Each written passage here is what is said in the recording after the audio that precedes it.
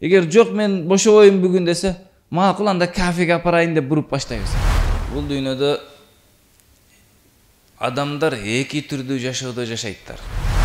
Пайдам башкаларга тийип кетпесин деп жашабаш керек. Бүгүн бир адам дүйнөнү сүйгөн адам ученый болсо, профессордон сурасаңыз болбойт дейт. Үйүңдө эч нерсең жок болсо эмнеге бирөөдү чакырасың?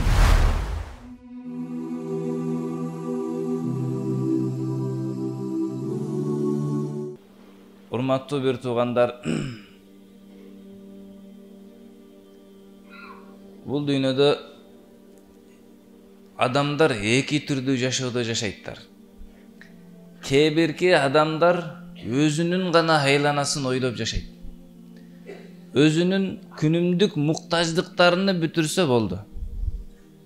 Курсагы тойсо, үй бүлөсү эсен аман болсо, ошолордун келечегини же болбосо ошолордун бүгүнкү күндөгү муктаждыгын бүтүрүү менен алек.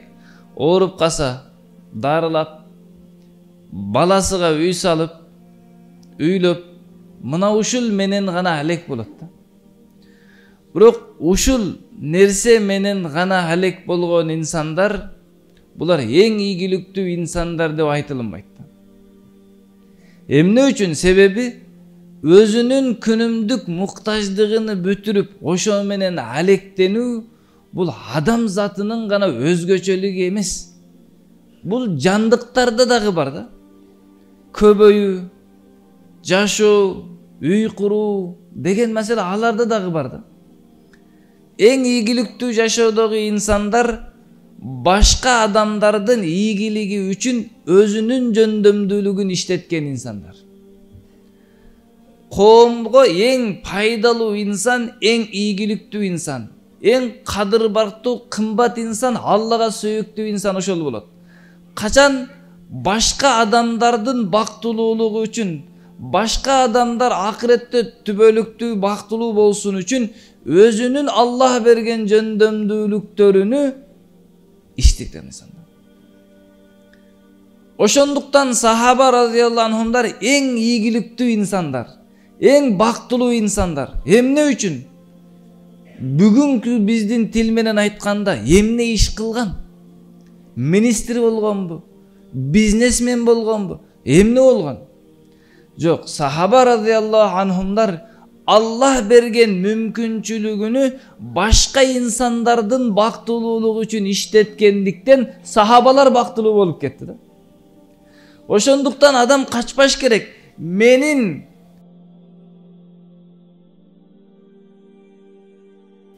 Менин пайдам башкага канча көп тийсе, мен ошончолук ийгиликтүү инсан болом. Эмне үчүн? Менин пайдам тийген инсандар мени жакшы көрөт.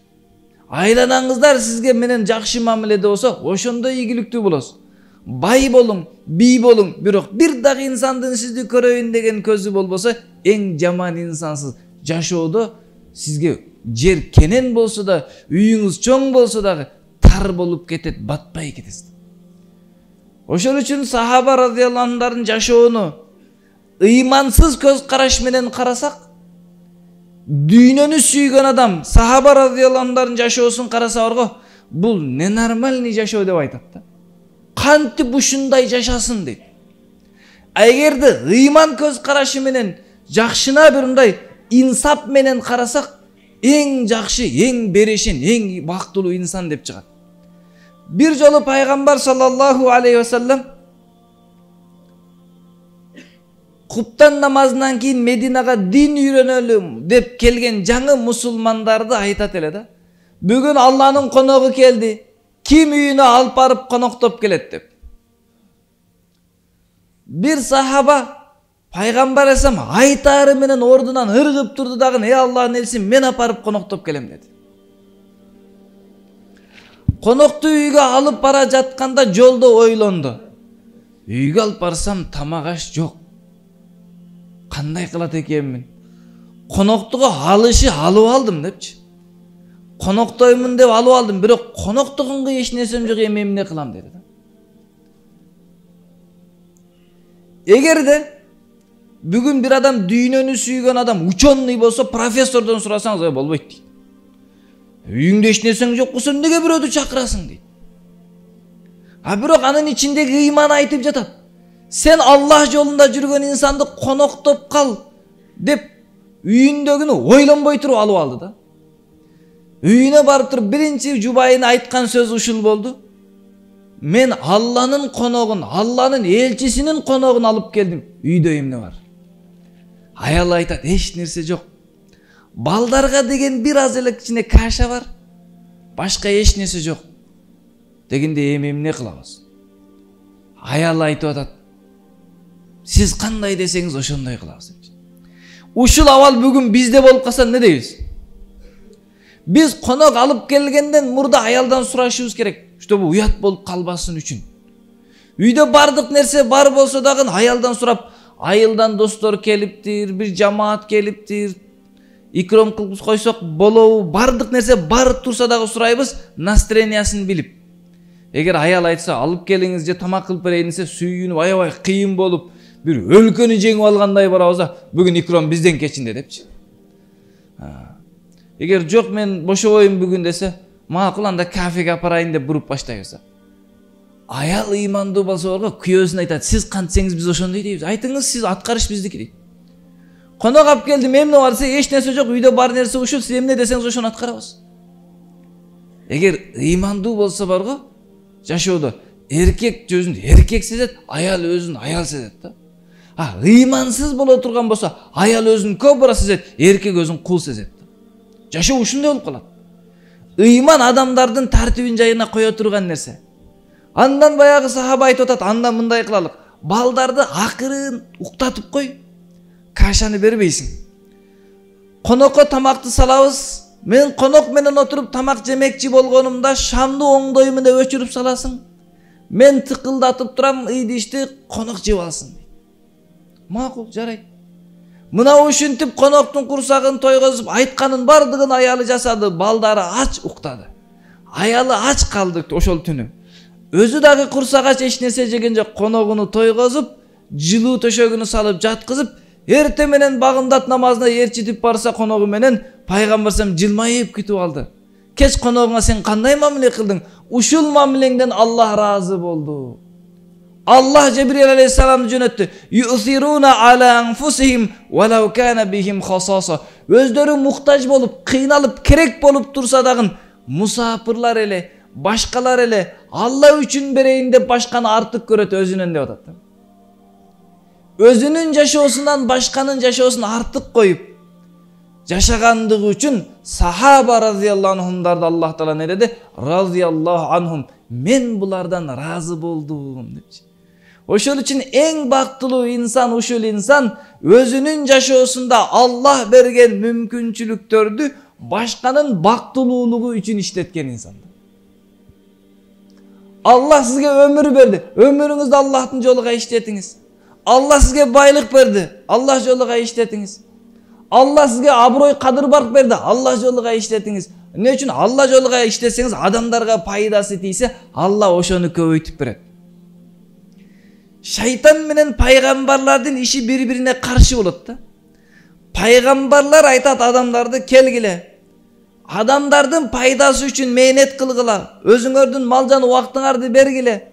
Adamdardı din meneti kılıp davat kılıp tuura жакка çakırgıla. Jana oşol nersege kerek nerseң bolsa sende emne mümkünçülük bolsa oşonu işletkiniň dese şeytan aytat. Paygambar aytat Allah berseň köbөйтүp beret. Birdi berseň 10 kılıp beret dese şeytan aytat jok aldap atat deyt. Moldeke prosto sahabaların okuyasını aytıp koydu deyt.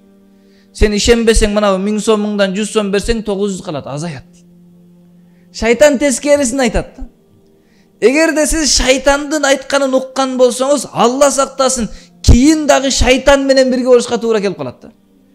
Paygambardın aytkanын uga turgan bolsoňuz kiyin paygambar menen jirgaş gerek bolat da. Maselele uşul da. Oşol üçün urmattуу bir tuğandar Paygambar aleyhissalatu vesselam jana sahaba radıyallahu anh'ların jaşoolorу uşul ele menin paydam, menin mümkünçülügüm elge jetse ele depçi. Ayşe enebizge Umar radıyallahu anh'dan kийинки sahabalar emesini jönötüp turat ele. Jıl sayın tamak aşıga жетиликтүү нерсесин jönötöt ele sebep Paygambar aleyhissalamдын үй бүлөсүнü kıyamatka çeyinki urpagını кадырлап, сыйлап багуу жалпы мусулмандардын милдети болот. Аларга белек берип сыйлап алып жүрүү. Анан Айша энебизге эмне кылды? 1 жылга жете турган алтын динарларын берди. Меңиз ушу менен жашоо өткөрүп туруңуз деп берсе, кызматчысына Айша энебиз айтты, палан кедейлерге бөлүп бер деп, кедейлердин баарына бөлүп бергенден кийин, асыр намазын окугандан кийин кызматчысы айтып атат: "Кап, 1 динар алып калбаппыз го. Кечкиге тамак кылганга эч нерсе жок болчу. Сиз орозо болчусуз, ооз ачканга эч нерсе жок экен. 1 динар алып калбаппыз го" десе, Айша энебиз айтат: ошондой болгон турбайбы? Эртерээк эстебей калыппыз" деп жатат. 1 жылдык продуктасынын акчасы келсе, 1 күндө таркатып коюп отурат. Эмне үчүн? Башкаларга пайдам тийсин. Мен ачка калсам ачка калайын депчи. Качан адамдар ушул жашоо менен жашаса, ийгилик болот да. Бардыгы сага десек, ынтымак болот. Араңыздарда 1 койдун башы болсо дагы ынтымак болот да. Bir сахаба 1 койдун башыны муктаж болуп турат эле, жегиси келди дагы айтты: "Кошнага берейинчи, балким менин кошнам ачка болуп тургандыр" деп кошнасына жөнөтүп койду. Кошнасы дагы чында эле ачка болчу. Айтты: "Менден дагы ачкараак болсо керек, тиги кошнама берейин" деп, ошентип кошналарына берип, бир убакта кайра баягы өзүнүн үйүнө келди да. Бири-бирине сыйлап, мен эч нерсе эмес, кошнама берейин, мен эч нерсе эмес, кошнама берейин деп олтуруп, ушундай ийгиликтүү жашоо жашадылар да. Ал эми эмне кылды? Бүгүн биздин доордо канчалаган нерсе болсо дагы мага дегендиктен, меники болсун дегендиктен ызычуу, талаш, уруш, соттошкон башка бардыгы ушул себептен болот да. Эмне үчүн? Менин каалаганым болуш керек. Жок, антип жашаган бул жаныбарлардыкы да. Ошол үчүн арыстандардын күчтүүсү жейт дагы, алсызы арыгы жем болот. Карышкылардын күчтүүсү жейт дагы, алсызы жем болот да. Бул жырткычтардын жашоосу да. Инсан эгер ыйманы азыраак болсо, ыйман алыс болсо, жырткыч жашоого өтүп кетет да. Жырткычтардын жашоо, бирок жырткычтан да жаман болот. Эмне үчүн? Акылы бар да. Акылдуу жырткыч жаман. Арыстан менен карышкыр, алар акылсыз жырткыч. Адам жырткычка айлана турган болсо жаман жырткыч болот да.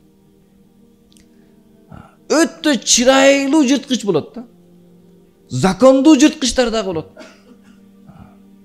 Ошол үчүн урматтуу бир туугандар, биз да ниет кылалык сахаба радыйаллаху анхуларга окшоп, жашообуздагы Аллах берген нерселерди кайра Аллага берели.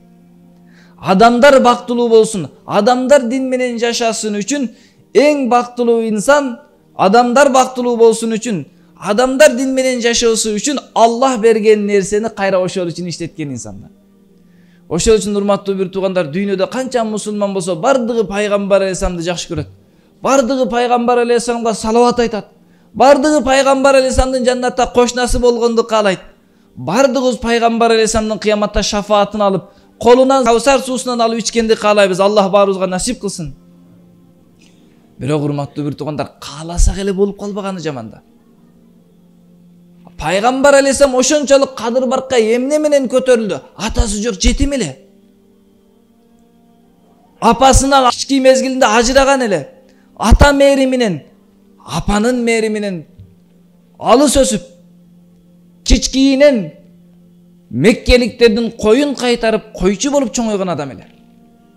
Эмне үчүн бүгүн ушунчалык сүймөнчүктүү болуп кетти? Себеби пайгамбар алейхисалам өзүнүн жашоосун кыяматка чейинки келе турган мусулмандардын бактылуу болуусу үчүн берди.